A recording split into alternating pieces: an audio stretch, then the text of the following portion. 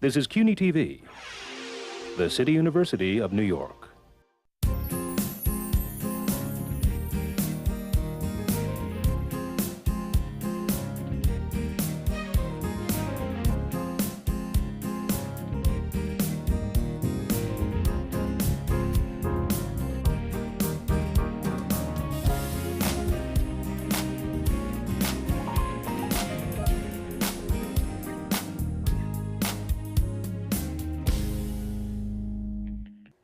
Hello, I'm Ronnie Eldridge. Welcome to Eldridge & Company. The Atlantic Ocean tried last month to make Rockaway its property. Its waves brought huge amounts of sand to the streets beyond the shorelines. And the storms, wind, and rain brought devastation not known before.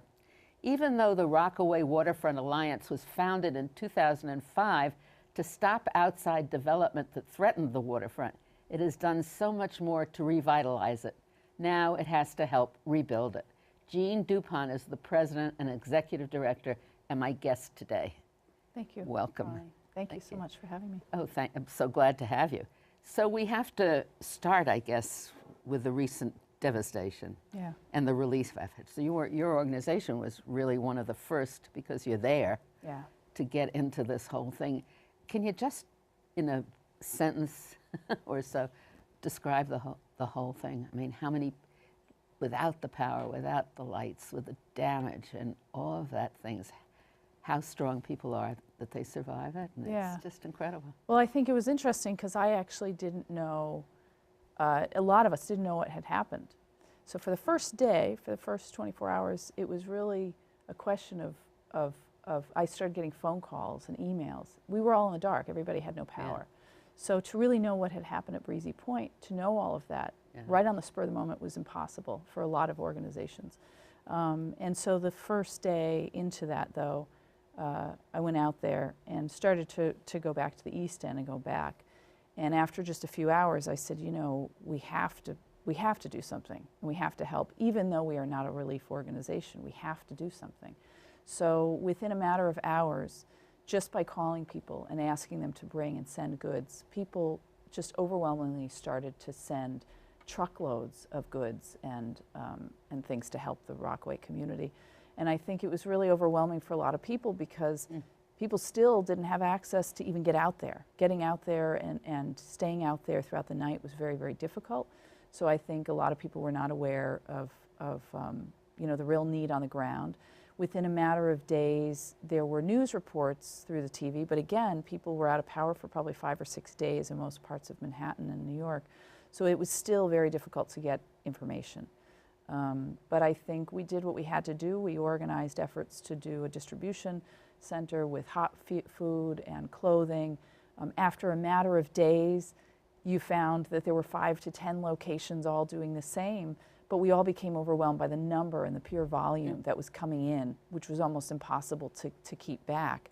But things changed very quickly, and I would say that you know, went from relief efforts to suddenly getting people emergency shelter, trying to find them places that were going to be safe. And I think because of the power being out for so many, it was very, very difficult for people to find any safety.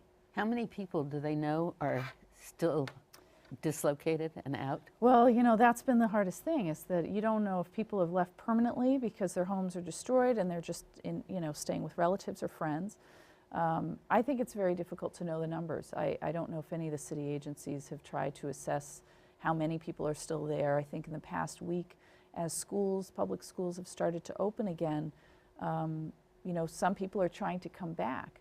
But I've been very, very clear with the city that one of the biggest initiatives right now has to be to get people temporary housing and very, very quickly on the ground in the Rockaways. And the reason for that is because you have people who are transporting children back and forth, who are in shelters, who are with family and friends. In order to get back any sense of normalcy, they're going to have some housing on the ground there near their homes so that they can actually be able to get, you know.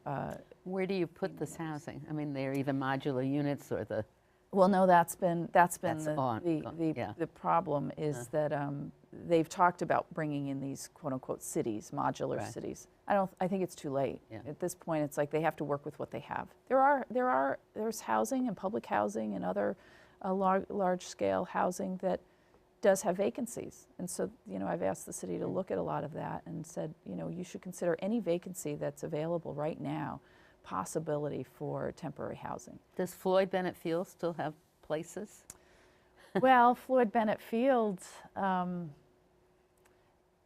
don't know. I don't know, actually. I think that it's been really interesting that Floyd Bennett Field, you know, a lot of people don't want to go to an emergency shelter. Right. The first thing they'll say is, you know, I want to be safe in a house somewhere, and so I understand that.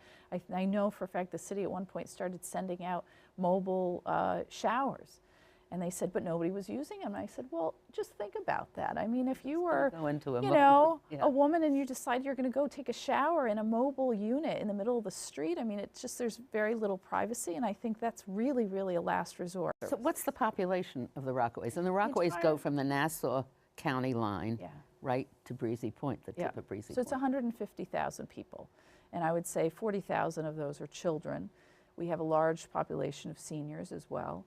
And so, you know, the problem is you have, you know, people who are there all day long who don't have any place to go. There's no services. There's very few programs. And one of the reasons that I had started the Rockaway Waterfront Alliance was because of that very fact that it is so separate from the city. Programs and services are very, very limited out there. And those two populations of young people and seniors really need for those kind of programs. There also need to be more social services. There's great disparity in incomes if you go the whole range, right? And it's Far Rockaway that has the concentration of poor people, is it? Or you know, it's mixed? So interesting now. It's going to be very interesting to see how the population, you know, breaks down, because you now have most of Breezy Point that has been really decimated by the storm.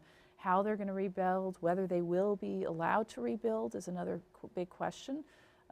And then you have pockets, though, of new populations that have been moving in these past few years. So I think Far Rockaway was always considered the poorest, and I think it probably still is.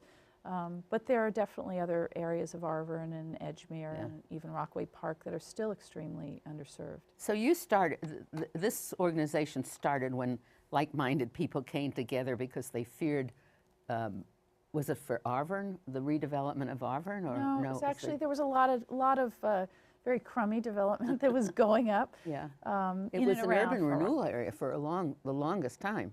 Right? Well, and it still is. So it still is. We still have Arvern East that's vacant. That's actually a very big project that we've been working on for the past year, and we're working on now with the NYU Capstone Group. And where is that project? So it runs from Beach 32nd Street to Beach 54th Street. And what's there now? Nothing. Nothing. It's vacant. It's probably one of the only areas that hasn't been developed, because it's still waiting for some of those development plans to happen, but now sits dormant again probably has been dormant for the past 50 years. So there's nothing there other than the trees and the growth that's kind of taken over that area, but that was primarily bungalows. And that was cleared, you know, during the days of Robert Moses. And that was one of the very last areas that never got redeveloped.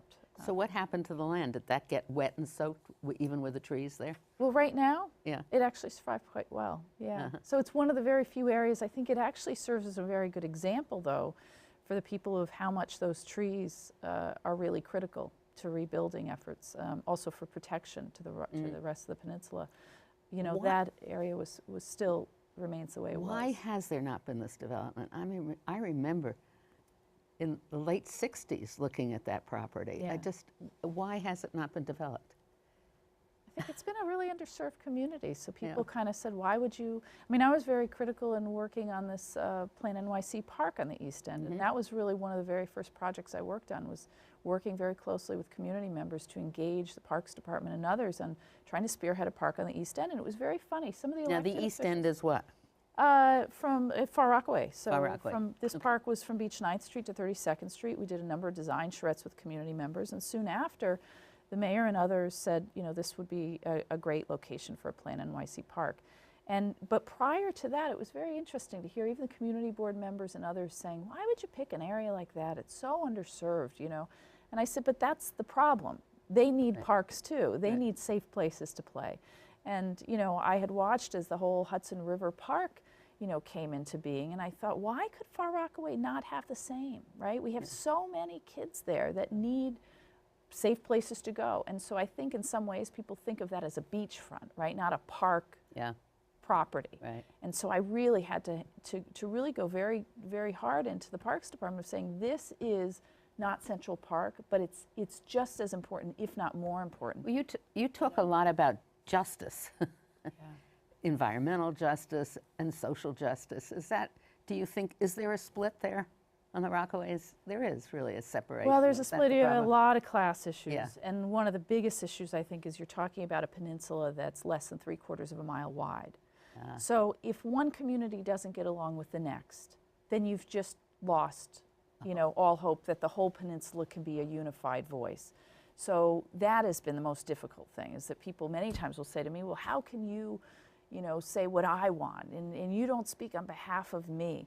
Well, it's very difficult to speak on behalf of anybody in the Rockaways because everybody So different. has very, you know, set areas and territory. There's about 13 different communities in the peninsula. Each one is very different demographic. Each one has very different language barriers and social economic situations. How do you get them all to see eye to eye? And I think one of the things that we've tried very hard to do is to say that a family who lives in Breezy Point has many of the same issues that a family in Far Rockaway would have in terms of erosion, in terms of protection from out-of-scale development. They are surrounded by waterfront. And any place in this nation that you look where there is waterfront, you would be very, very lucky to even find your way any kind of access to the water because it's so valuable. In the Rockaways, you have this community that is so amazing.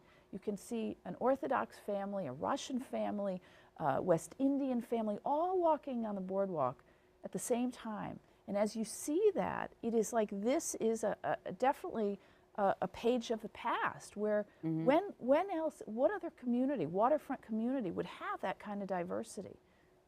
It's very hard to find one. So the Alliance's basic thing is to develop and protect the waterfront property, the waterfront, so that it's access. available for everybody, right? And in your way of doing that, I was so impressed to see the programs that you run. Yeah. It's to educate people about what makes a safe environment and about the waterfront, right? Yeah. So you're almost skirting the rest of the Rockaways, but you need the cooperation of everybody. We need the cooperation of everybody, and I think one of the things we've done, and we've done really well, is trying to connect. You know, we say we connect people to the waterfront. In this case, we've had so many connections and so many relationships with different organizations, with schools, with colleges, with just general individuals, that trying to connect those resources to this community is really the most important thing now. So taking those connections that we have and connecting them to stabilize people's lives may not be specific to the waterfront issues right at this moment,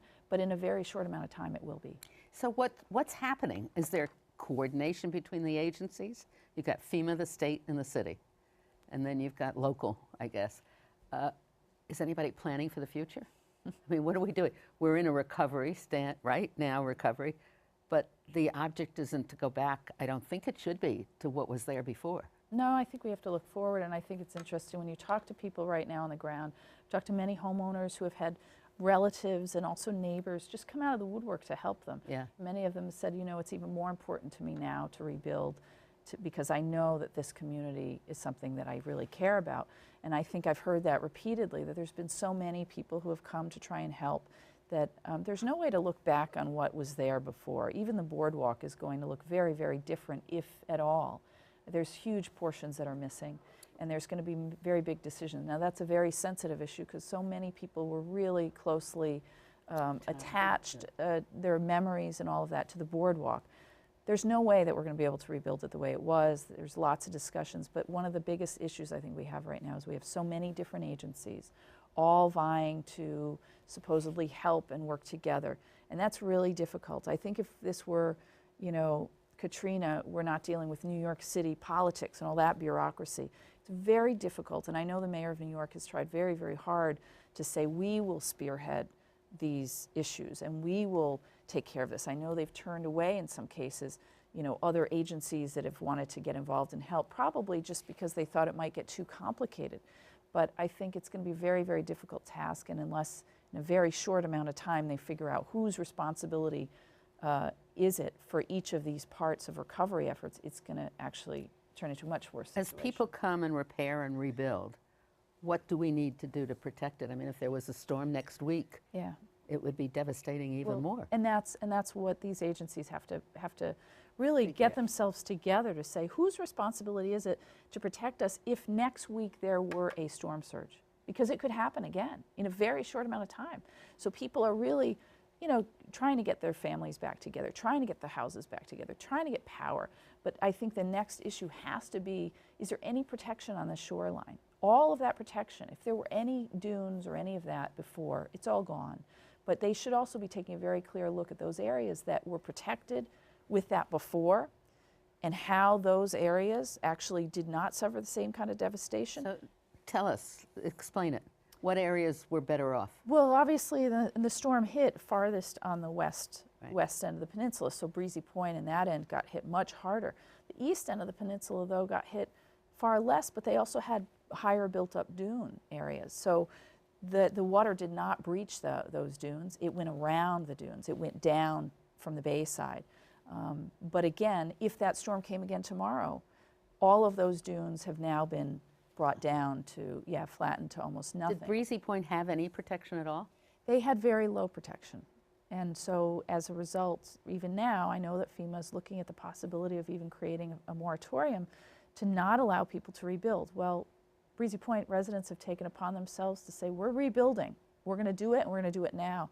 That's going to cause a huge controversy going forward, because what will you do when another storm comes and people have rebuilt in those same areas? I think it's a very, very difficult and very delicate situation. And it's one that I don't know how the city is going to resolve those issues. Yeah. And then you come up to Jacob Reese Park. Yeah. That's been the scene where they've taken all the boardwalk remnants and everything else and kept it there. Is that emptied now, or is it still there? No. So, I mean, that's going to become the next thing on people's radar of what happens. So this is actually a photograph of that pile. Yeah. This is probably one of the largest, and it looks like quite literally a dump, and it was in one of the wealthiest parts of the Rockaways. For people to pass it every day and they see come that off the bridge. is going to be a huge issue in a very short amount of time. So I don't know that the city agencies have figured out what to do with that debris and when to take it. Did Neponset have any dunes or protection? Certain areas did, yeah. And some of those homes, as a result, benefited from not being destroyed, but there was a lot of devastation. And then you come to Bell Harbor? Bell Harbor and Rockaway Park, Rockaway Beach. Those areas all, I mean, the entire peninsula was covered with water from beach to bay. So it covered all the way across, and it was really like one rolling wave that continued to go all the way across to the bay So side. what do you think they should do immediately? They need to build it up as soon as possible. Yeah, they should. With dunes and how else do you protect it? Well, I know some of the areas in the East End specifically had trees that had been planted years ago by DEC and other agencies. And so I think, you know, that was proof that those trees actually break the waves. They break it down. The boardwalk also helped to break the waves, but again, much of the boardwalk got destroyed as a result, but it was a slight protective barrier. We need something there to protect it. And, you know, people are talking about building reefs off the shoreline. I think that gets into some really dangerous territory when we start talking about building offshore, because that will direct and divert the water to other places, right? If we were to do that in Rockaway, then it would divert it to Long Beach. Long Beach was also very hit, but Long Beach actually did something interesting before the storm, and that was that they did go in with bulldozers and start really trying to build up that sand as much as possible. It did add some protection. But again, we need some of that protection built back up. And for years and years, people in the Rockaways have been fighting to try and just get the beaches replenished. And I know that there's been a lot of, a lot of issues in terms of who's going to pay for that and how are we going to get it done and which beaches are going to benefit and get that sand. So that's going to continue to be a big issue. Your Rockaway Water Alliance has done they've done a lot of plans. I mean, you've made lots of suggestions. And you were even really strongly urging an evacuation plan, right? Yeah. And also something with the sewer water management project. What happened with the sewers now? You know what, it's so interesting. I don't know, I'm not a scientist, so I don't know. But I do know that there are a number of communities, including down on the East End and Arvin by the Sea, that were not connected to the sewers. Those were two communities that did not get besieged with water. And so I have to say, I can only hope that DEP would really look closely at that because they have a lot of plans in the works to be building out new sewer lines. And if the whole Rockaway Peninsula is built out the way in which they've been moving forward, they have to wonder whether that would actually add more damage if we get another storm surge. Because then on those same streets you will have the water coming up out of the storm drains. So that's going to be a big issue, and I hope that they look at that soon before. So now, how does the community get consulted or ensure that they get consulted? Who do they work with to try to do this? Is there any kind of a group that's been formed? It's unbelievable. I mean, it's very hard because everybody's struggling to try and get ahead of this. I think the mayor's office has done a great job of trying very hard to get nonprofit groups together, getting different organizations together to say, you know, what are the next steps in terms of rebuilding. But there is no one group, I would say, that specifically can represent the whole peninsula, because there's a lot of civic organizations that are all trying to get their head around what's happened and try to get support for that. But it makes it very, very difficult to try and figure out who should be the leader. You know, I've been yelled at many times, people saying, you know, you can't represent and advocate the whole peninsula. They're absolutely right. But I think, you know, one of the things we're trying to do now even is specifically focus on documenting some of the individuals, people's stories, to find out how is it that we can alleviate this from happening again, to really make a push for a better, clearer evacuation plan. There's always been a couple of groups that had been established, like Ready Rockaway, that they were really trying to tackle those issues of how do we create an evacuation plan. But you know, people are very stubborn. I mean, it's the story of the Fighting Irish and all of that in Rockaway of, you know, we know how to protect ourselves, we can take care of ourselves. A lot of firefighters, a lot of police. You're not going to be able to go and tell them, you know, that they have to evacuate 3 days in advance or else. Yeah. And that is definitely, without a doubt, one of the issues here. Is a lot of people said, we're not leaving our homes. We're not going to leave. Doesn't matter what you tell us. You told us to leave with Irene, and we did, and look what happened. Nothing happened. And there were some really terrible stories, but there does need to be a very clear plan in place, especially dealing with some of the public housing, because I think some of the public housing could have, you know, could have actually been dealt much, much better than it was, and a lot of people did not leave. And so how do you require people to leave and mandate that so that they know their homes are going to be safe when they leave? Those are many of the people that have been able to come back first because their houses weren't destroyed. They're up in an apartment building. But those are communities that have been without lighting, in some cases, even up till now. They still don't have, there are still do they have the elevators working? There are still locations that are in the dark. I was in a building yesterday. It was not public housing, but it was completely in the dark, and the residents were absolutely irate. And they said, who is going to help us? Who is going to help us through this? And I don't know who can help them, to be honest with you, because I'm not sure myself. Who do we turn to? You know, the U.S. Army Corps, the mayor's office, like, who do you turn to and say, why are there still lights not on? And how are we going to get these people any kind of normal schedule? It's very hard. It's just hard when you think of, as you've said, how different it all is, the interests and everything, but also we've got to get hold of it. It's just got to be, I mean, there's so much waterfront planning for years in this city, but it's basically skipped the Rockaways, although it hasn't skipped Jamaica Bay, right? I mean, I'm actually very supportive of all the work that city planning has done. They did a comprehensive waterfront plan this year called Vision 2020.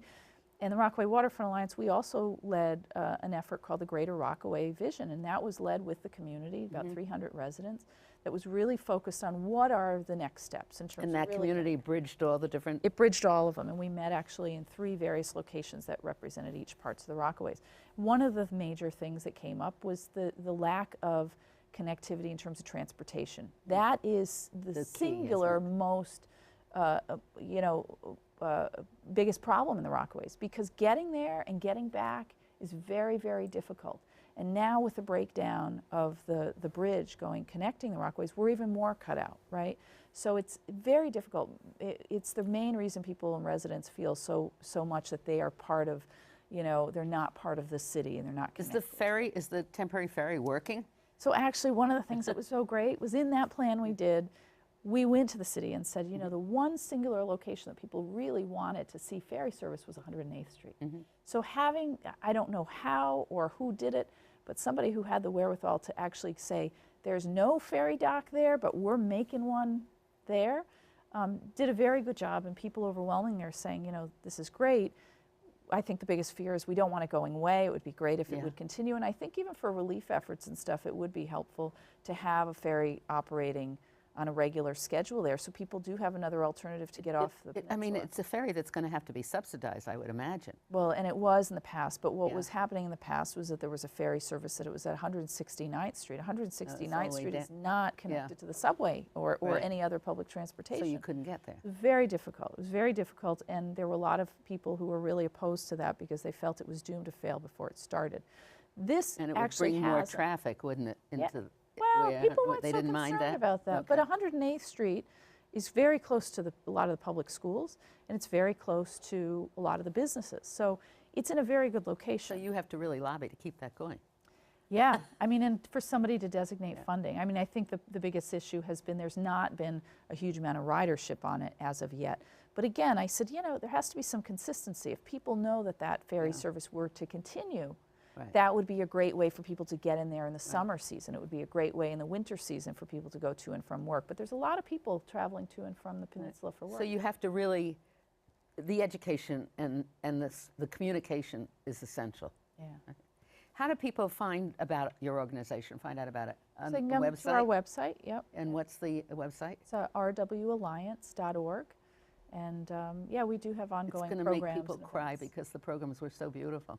Well, and we've actually gotten some of the doing them. students back and some of the Good. programs back, but I think there will be a new, you know, newfound sense of initiative for these kids. Well, I wish you all the luck in the world. Thank you, Jeanne DuPont, so much for coming. Thank you, Ronnie. Thank Bye-bye. you.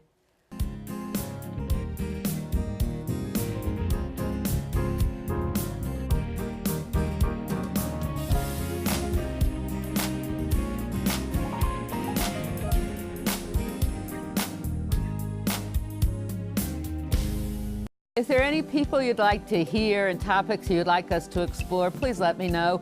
You can write to me at CUNY TV, 365 Fifth Avenue, New York, New York, 10016, or you can go to the website at cuny.tv and click on Contact Us. I look forward to hearing from you.